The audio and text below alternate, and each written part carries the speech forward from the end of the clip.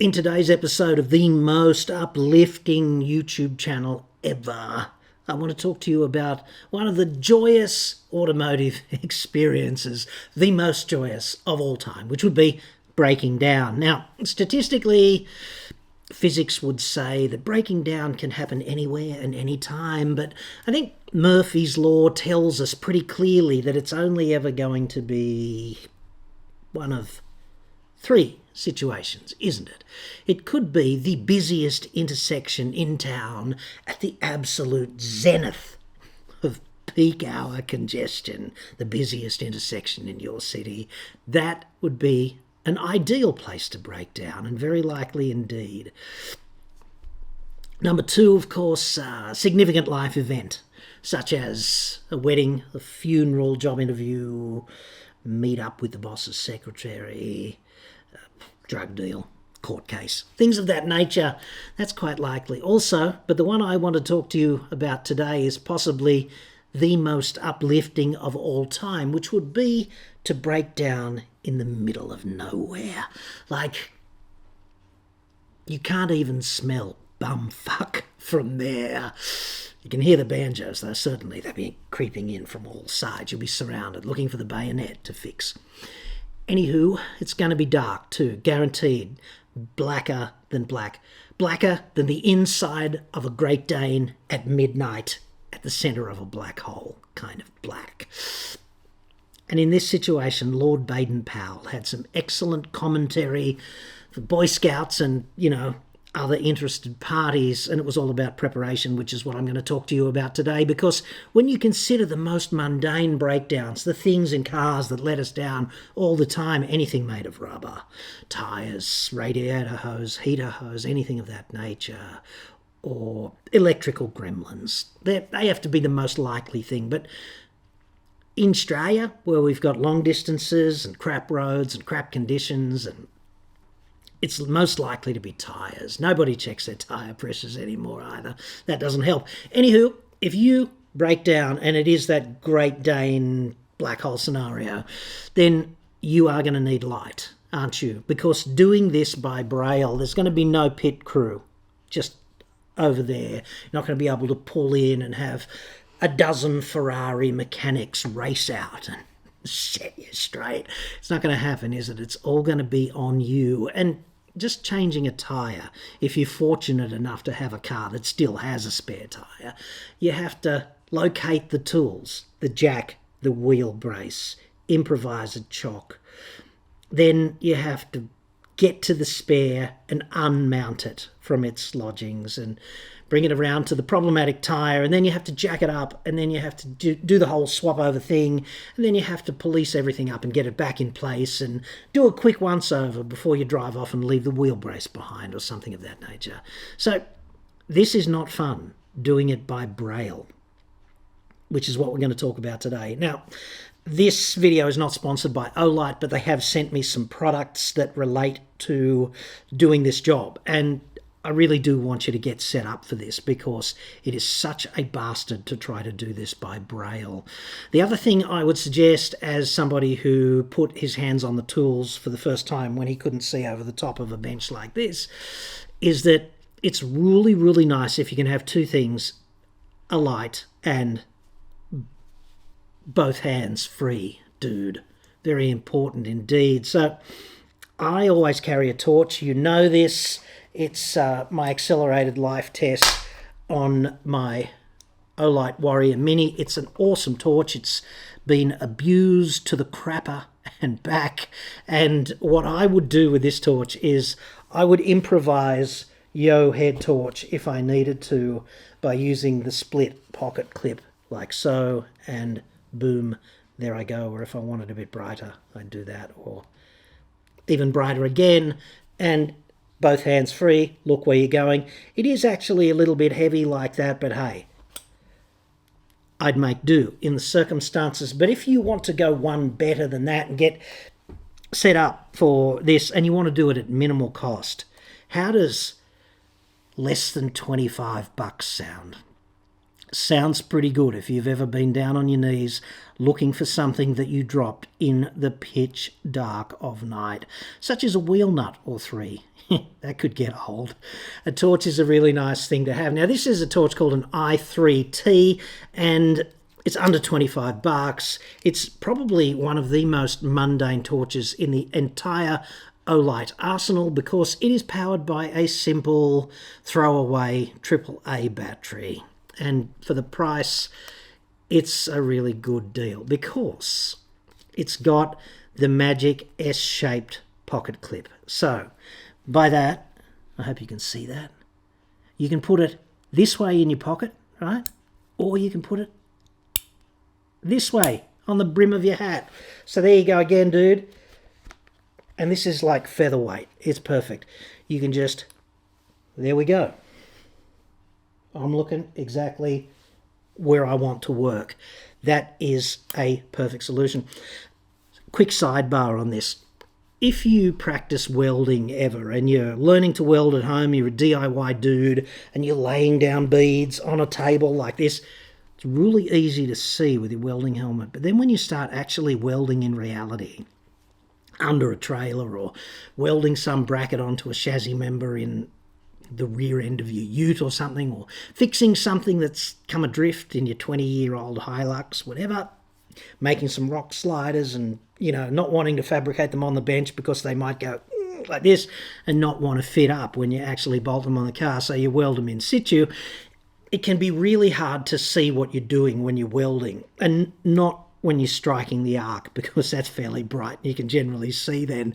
But it's actually pretty hard to see through the helmet up at the job before you get going. And it's kind of critical because you have to figure out the start and the end and exactly where you want the wire to be feeding in, because you want to eliminate undercut and defects of this nature. So you know what? With your $24, whatever it is, i3T, you can do that with a welding helmet, okay? And it's such an easy installation. You use the other bit of the pocket clip, the bit that you would use in your actual pocket, and you just put it somewhere where you think it's going to work like that, and then you don yo welding helmet, and bingo, dude, bingo. You can see exactly where you're going to work. And if you don't like the angle, change it up, change it down, do whatever you want.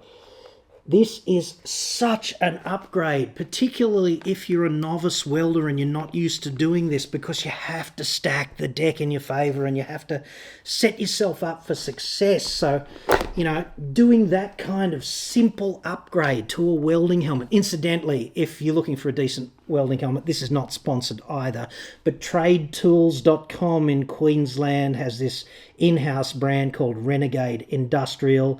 It's really good. They do some really good hand tools, spanners and sockets and things of that nature, and screwdrivers, blah, blah, blah. They got a lot of really cool tools and they don't break the bank. These things have a big viewing area. They've got the solar cell up the top and all of that.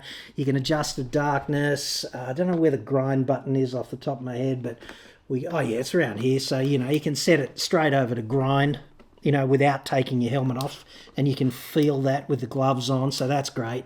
And you can set the shade, so they're under $100, and it's a really good helmet. It's not a pro helmet. It's not like an ESAB Sentinel A60 or something, but it's a really good helmet to get you going out of the blocks, and it won't break the bank either. But trust me, when you're actually welding stuff in situ, it's really good to have a head torch.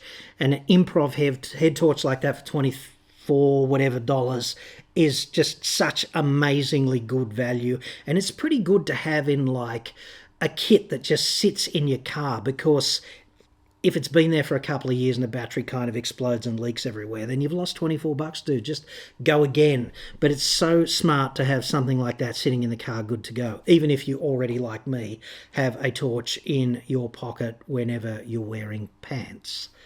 And even sometimes when you're not wearing pants, it's in the pocket. So there you go. Now, they do some other more bespoke head torches that are a bit pricier, but also orders of magnitude better. Now, this thing is called a Perrin 3 Mini, and it is different to most flashlights that you might be used to because the light is at 90 degrees to the longitudinal axis of the barrel, whereas most flashlights have their lens here with their bulb here, right? Like that. So this thing is at 90 degrees. So for starters, if you're walking a long way, it's much easier to carry like that, because walking forward like that with your wrist flexed that way for 3 hours or something, if you have to go and get help because you can't diagnose and fix the problem with your car, holding a torch like that is much easier than holding it like that for a lengthy period. Not only that, it's got this other cool feature, which is red mode, okay?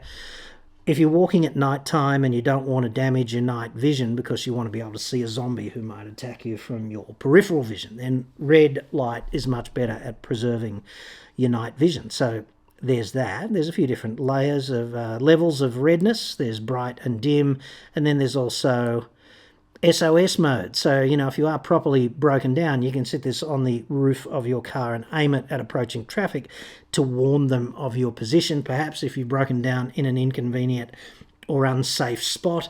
And it's magnetic, dude, so it's going to stick there, right? It'll stick there in any kind of orientation because magnets. That's also how you charge it, with one of Olight's bespoke little cable thingos that have a magnetic induction charging base thing. It just goes USB like that. I'll get one. Okay, so USB up one end and self-centering magnetic induction type base thingo at the other end. Really clever and universal too. Lots of Olights do that. The ones that don't charge by USB-C. Now, you also get head torch bracket for this, so you don't have to improv a head torch like you can, I suppose, if you needed to. You could stick it somewhere. You could stick it in your shirt. You know, you could stick it in the pocket of a jacket, if you actually get it right, that is. You could stick it there in the shirt and maybe do something that way, but it comes with the ideal bracket and, you know, band for a head torch. It's really cleverly thought out too, so it just clips in there using the pocket clip, and it clips positively in place, and it's very rigid. You can't shake it out. Press the button, boom, it's out. So that's very well thought out. And whooshka, dude, there's your head torch. You get 140 degrees of rotation this way, so you can aim it wherever you are working, literally, and both your hands are free to play doctor or whatever else you might be doing at the time. There's a silicone band in the front to stop it slipping too. So once it's there and you're ready to go full gynecologist on whatever mission you hope to execute, there you are, dude. Like, you are completely set up. And if you're under a hoist and you got to try and solve something up there, it can be Great Dane at midnight up there too. So the Perrin 3 Mini is, in my view, a very, very versatile little torch. It's got so many different features. It weighs nothing. You can have it in your pocket the whole time, not know it's there. This takes up bugger all space because it just rolls up like that, and it's, you know, kind of tiny. They can both sit in your pocket like that. You need a head torch. It can sit in your glove box or in the center console bin or anywhere like that. The other thing they do with the Perrin 3 Mini is it comes in a kit that includes that stuff, but also a power bank. And this is just, these are freaking brilliant, these things, because they're power out, as well as the ability to recharge your torch about 5 times. Not that it's pretty easy to flatten these torches, they go forever, subjectively. But you just plug USB-C to USB whatever in your digital life, and you can recharge your phone if it goes flat, or I don't know, what else could you do?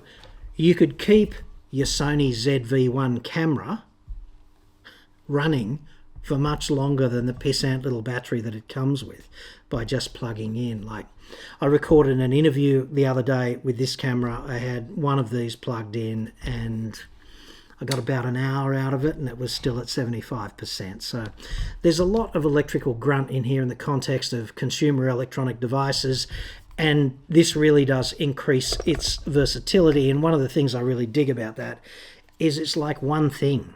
You've got one thing and it does multiple jobs. So it takes up proportionally less space than the three things that you might need to carry to do those jobs otherwise. It's exactly the same torch as before. Now, if you go to Olight's website, and I'll put links in the description to all of this stuff, you get a few options with your Perrin 3 Mini. You get warm or cool white, and you get low or high CRI value. CRI is really colour rendering index. It's got to do with the magenta and green shifting of the light that comes out. Okay, so that's probably only of interest to people like cinematographers, I guess. But if you want the high colour rendering index one, it's just the same in terms of its other optical performance, but you can get that as well. The beauty of this too is that it's always in your car, dude. So if your phone goes flat, and you've got to be on foot for some reason, you can take this out, you can plug your phone in, and you can get a little bit of electrical grunt in your phone if you need to have Google Maps up and running or whatever. I know you can charge your phone in your car, but sometimes you have to breach the motoring journalist's code of ethics and actually move from A to frickin' B without burning hydrocarbons. Just don't tell anyone, okay?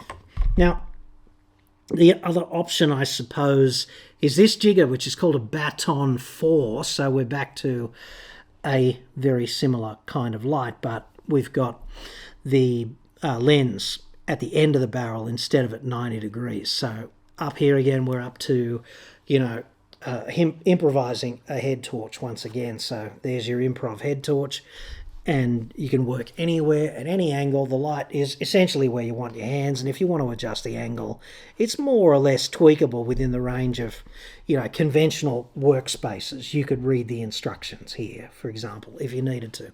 So that's kind of clever also, I think. And when you look at them both together, it doesn't take a genius to figure out that they've had, very similar design kind of inspiration, right? One's just got the lens here and the other one's just got the lens here. I think they're identical brightness as well. And they've got some cool features like stainless steel kinds of switches, which are very durable. The previous generations of Olights have had like a silicon rubber kind of switch at the end, but they've moved to a more durable stainless steel job here. So my accelerated life test has a silicon band that used to be black, like a silicon covered button here, used to be black, is now clear because, hashtag abuse, but still pretty durable. So they say this is more durable. Okay. Final option, I suppose, is an O-Clip. I think this is an O-Clip Pro or something. And yes, it is. It's an O-Clip Pro. Even I could read that on the back here where it says O-Clip Pro, like that. So the beauty of this is you can just clip it wherever. You can clip it into your shirt, once again, if you can find the edge of your shirt, under your quadruple chin, so you can clip it like that. Or you can clip it into a jacket pocket or your polo shirt or the sling of one of those sling bags or a backpack or something of that nature. And it's pretty clever too because it has a few different brightness modes. So using this little rotary switch on the side here, you can access the different modes. You've got, I think that's floodlight mode. So it's a broad spectrum sort of work light if you've got a lot of things to do in front of you across a wide area like that. But there's also spotlight mode, which is just exactly what it sounds like. It just sends light quite a bit further at the cost of your peripheral sort of vision. And then back here you've got red mode, which comes in both flashy and not as bright. So this one for walking through the boonies and this one for signalling generally, just stick it on your car if you need it for the purposes of safety or something of that nature. That you can set the different brightnesses with the other modes as well just by pressing and holding. So that's a pretty clever torch too, and it recharges with USB-C on the side there. So I'll put links to all of these in the description, and Olight has a sale on at the moment, which is why they sent me the products. But I just thought, from the point of view of getting work done at home, you're often under a car and you're looking in the dimmest place on earth, or you're getting yourself out of the shit in the boonies in the middle of the night. Nothing worse than doing it by Ray Charles mode. Most people don't think about it until they need a bit of hands-free light and they're in the middle of that Great Dane flavoured black friggin' hole, dude. So for under $25, you can't go wrong. This is the i3T. The Baton 4 is, you can put this in your pocket every day and forget it's there, except when you need it. Perrin 3 Mini is really good too. 90-degree flashlights are excellent, and the integration with the headband and maybe the charging case is awesome as well. If you buy it without the charging case, it comes in a box like that. It's pretty impressive, but if you buy it with the charging case, it comes in a much bigger box, not unlike this one. In fact, exactly like this one. Olight is all about the magnets too. That is really premium packaging, and I don't generally rave on about packaging, but if you're giving it as a gift, I think it's less than $50 extra for the recharging case, like for the kit with the recharging case. So this is a pretty impressive gift, and it might make you something of a saviour as well if it does help the person you give it to, get them out of the deep doo-doo in the middle of the night. The O-Clip Pro is also an option that is really solid and well thought out, blah, blah, blah. Obviously, the Baton 4 comes in exactly the same case. You could put a Baton 4 in the case for the Perrin 3 Mini, because guess what, dude? Same case. And that means if you've got one of each, you really only need one case, because it's unlikely you'd need the two cases unless you've got two cameras and you want to do a multi-camera interview.